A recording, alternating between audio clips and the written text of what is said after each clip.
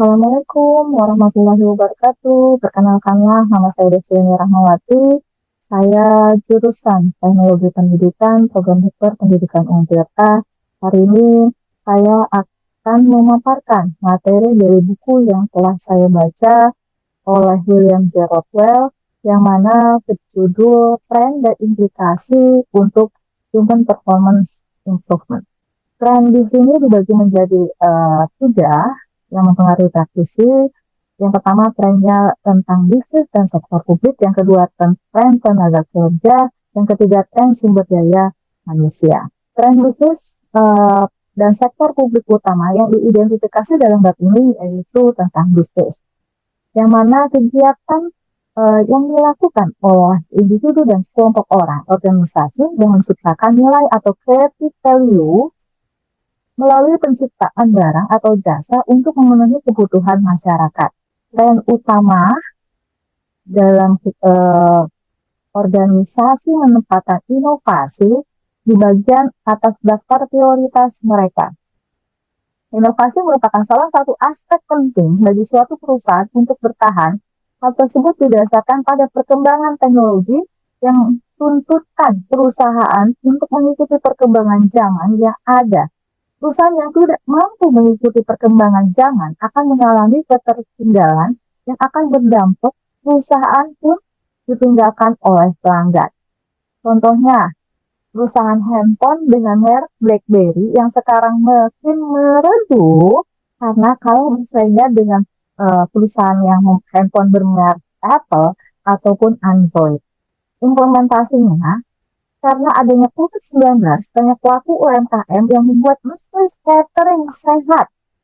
Kemudian kalau untuk di sekolah, implementasinya ketika di sekolah tersebut mendapatkan atau mempunyai sekolah penggerak, dengan adanya kegiatan profil proyek penguatan pelajar Pancasila, yang mana salah satu temanya mengusung tentang kewirausahaan, maka di SMP 20 telah melakukan tema kewirausahaan tersebut dengan judul Pengusaha Sukses di Usia Belia, yang mana siswa mampu menjadi pengusaha sukses dengan cara mengembangkan UMKM baik dari aksesoris ataupun modifikasi makanan yang inovatif dan melihat mangsa pasar.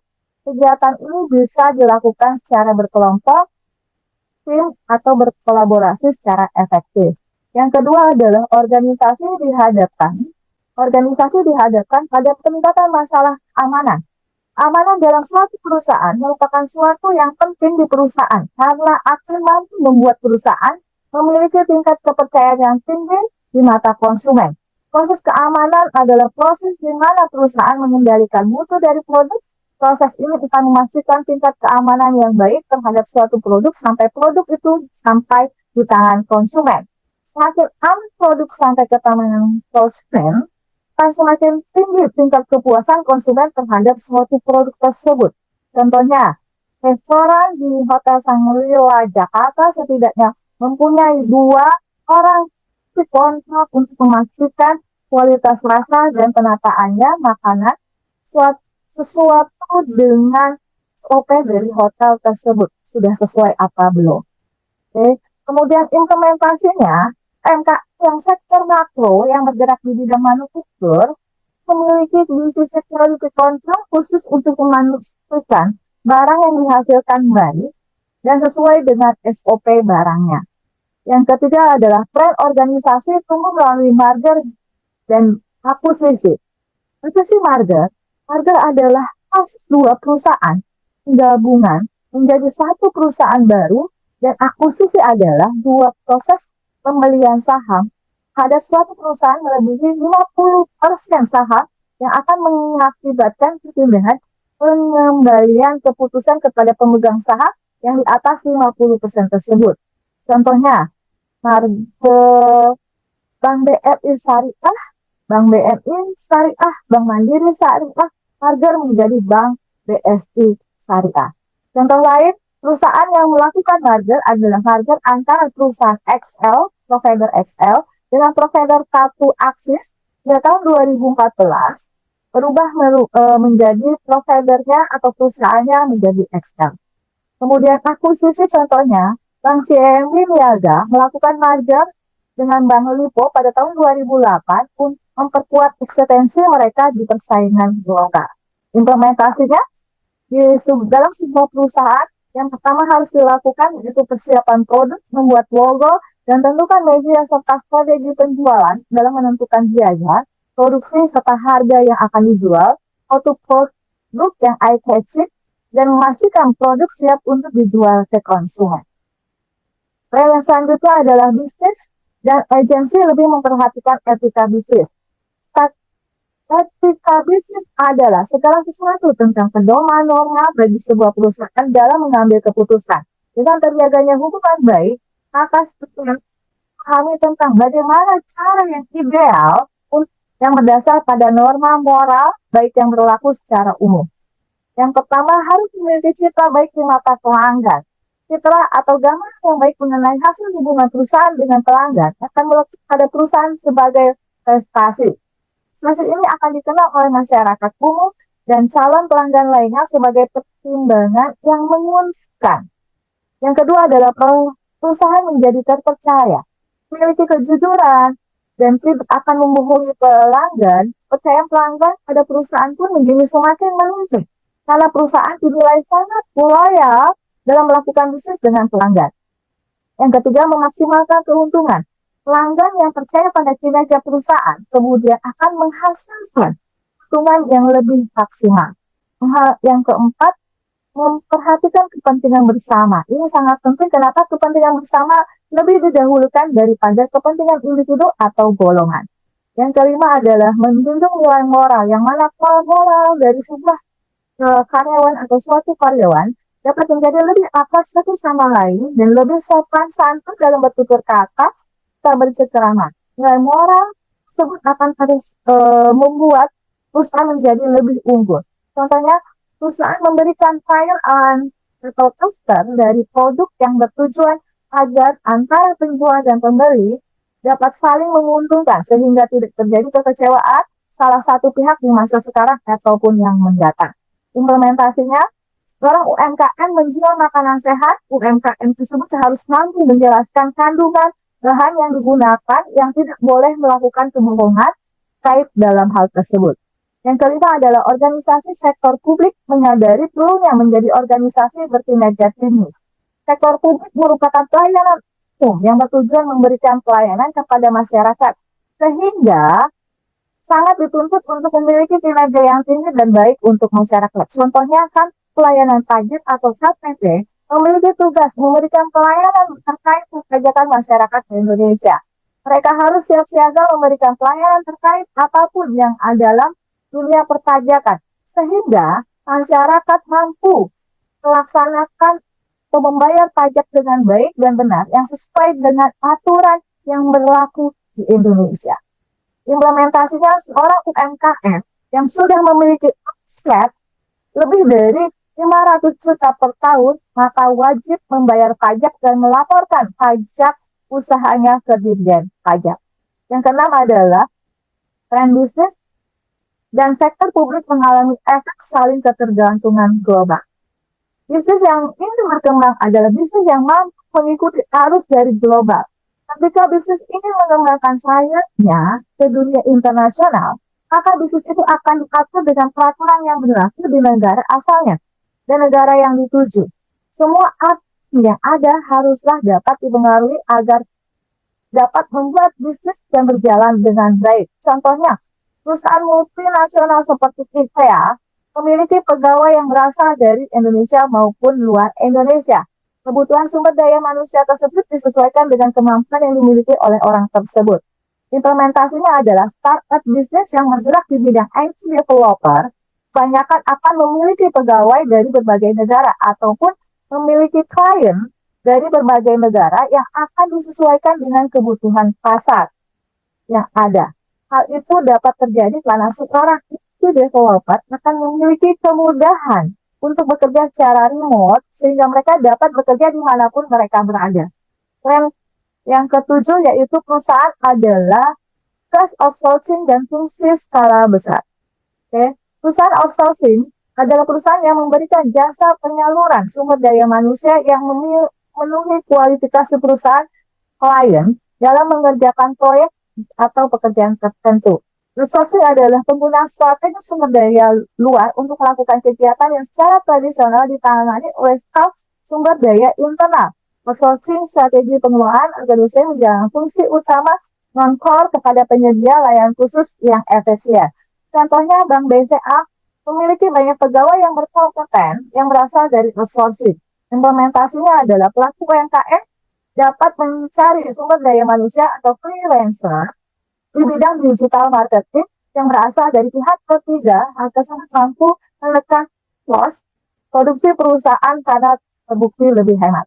Yang kedua, kan tenaga kerja utama yang identifikasi dalam bab ini adalah munculnya ekonomi berbasis pengetahuan mendorong peningkatan persyaratan keterampilan. Peningkatan keterampilan sangat berguna untuk menciptakan sumber daya manusia yang unggul dan berkompeten. Contohnya adalah pelatihan sertifikat BNSP. Implementasinya, startup bisnis akan lebih cenderung orang yang memiliki banyak kemampuan yang sudah diakui untuk mengerjakan berbagai pekerjaan, sekaligus daripada membagi pekerjaan untuk beberapa orang, demi menghemat cost dari sebuah perusahaan. Tren yang kedua, memiliki tenaga kerja yang menua yang akan segera keluar dari kumpulan tenaga kerja. Ini sering disebut sebagai masa pensiun, yang mana masa tersebut yang pasti akan dialami oleh setiap individu yang akan bekerja. Maka dari itu, seorang harus mempersiapkan dirinya sendiri untuk menghadapi hal tersebut dengan memulai atau merintis usaha sejak masih muda atau melakukan perencanaan di hari tua, melalui tabungan di hari tua atau sebagai persiapan di masa tua. Contohnya adalah jaminan di hari tua. Implementasinya adalah kompetensi yang dimiliki generasi sangat diperlukan dalam membangkitkan untuk mengembangkan kinerja masing-masing. Offshoring mengubah etnis dan budaya tenaga kerja. Offshoring adalah upaya modal dan produksi ke suatu tempat dikarenakan beberapa alasan tertentu. Contohnya, PT Pratama Abadi Industri membangun pabrik di Garut dan melakukan offshoring demi menghemat pembayaran buruh kerja yang jauh lebih hebat daripada di Tangerang. Implementasinya adalah pelaku UMKM bidang manufaktur akan lebih memilih melakukan proses penjahitan di daerah Sukabumi daripada Jabotabek karena biaya jahit di sana jauh lebih murah, mengurangi kos dari pengeluaran. Yang keempat, pekerja semakin mempertimbangkan perubahan pekerjaan. Di mana saat ini pergerakan perekonomian tidak dapat diprediksi akan seperti apa. Orang yang bekerja dunia adalah hal yang high risk dengan PHK. Jadi setiap individu muda harus mempersiapkan hal tersebut dengan memiliki kemampuan yang mampu bersaing di pasar dan memiliki cadangan pekerja lain agar mampu bertahan di era perubahan pekerjaan yang sangat cepat pergerakannya. Contohnya, Goto melakukan PHK 600 pegawai pada bulan Maret tahun 2023. Implementasinya UMKM yang banyak menciptakan lapangan kerja dari PHK tersebut. Oke. Yang ketiga, yang terakhir adalah tren sumber daya manusia utama yang diidentifikasi dalam bab ini adalah yang pertama, industri pelatihan dan pengembangan menghabiskan sebagian besar anggaran mereka untuk layanan eksternal. Banyak karyawan yang diberikan oleh perusahaan yaitu berupa beasiswa pendidikan bagi karyawan yang berpotensi untuk mengembangkan kemampuannya dalam melakukan pekerjaan dengan syarat dan perjanjian yang diberlakukan. Contohnya, KAP untuk memberikan modal pelatihan untuk pegawainya, deflate pajak, A, B, dan C untuk mengembangkan karyawannya. Implementasinya, kompetensi yang dimiliki oleh pegawai sangat diperlukan untuk kemajuan perusahaan. Yang kedua adalah tren sumber daya manusia menjadi inovatif dengan metode untuk memberikan layanan di seluruh organisasi. Siapa saja yang harus mengikuti pelatihan ini? Yaitu pemimpin di semua tingkatan, termasuk pemimpin tim proyek, manajer proyek, juga cocok untuk para profesional yang harus bekerja sama dengan orang lain untuk menyelesaikan pekerjaan. Apa yang didapati dalam pelatihan tersebut? Yang pertama adalah setelah melakukannya yang sangat interaktif, maka akan ada sebuah kekuatan dari generasi yang membentuk individu, tim, departemen, kelompok. Selain itu juga sebagai alat atau praktis yang dapat segera diterapkan untuk menjembatani kesenjangan generasi, membangun lingkungan kerja yang inklusif, dan memanfaatkan potensi kreatif tenaga kerja multigenerasi.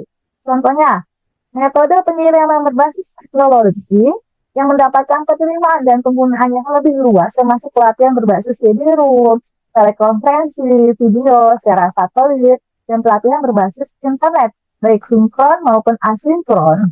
Selanjutnya adalah tren organisasi yang membuat lebih banyak tuntutan untuk menunjukkan hasil yang terukur dan ROI untuk inisiatif sumber daya manusia. Di akhir pelatihan yang akan didapatkan yaitu kekuatan yang membentuk nilai dan perilaku di tempat kerja. Yang kedua, identifikasi perbedaan penting antara 4 generasi dalam angkatan kerja ini. Yang ketiga adalah menerapkan strategi taktik khusus untuk mengatasi perbedaan generasi.